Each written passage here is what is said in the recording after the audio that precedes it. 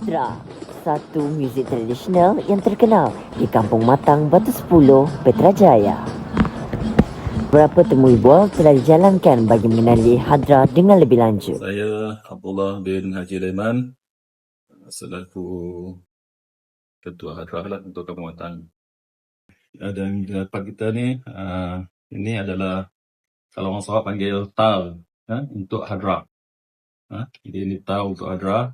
Dan yang satu lagi kompang. Ini dia panggil kompang. Jadi dia ada beza lah antara dua ni.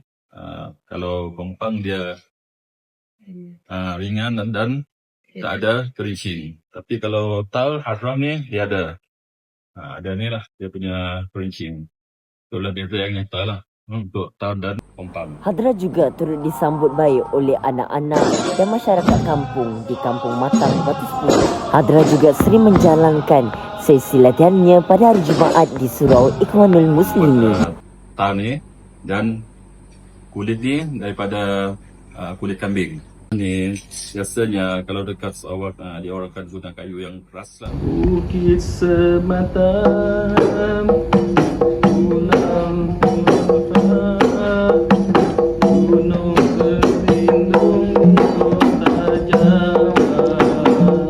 Aku ambil berkikis bulu betis Rentik nuan bedaunya di kebini.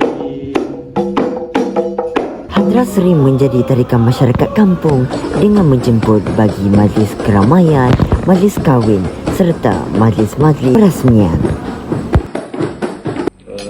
Harapan saya semoga Hadra ni tak akan hilang ketelan di zaman.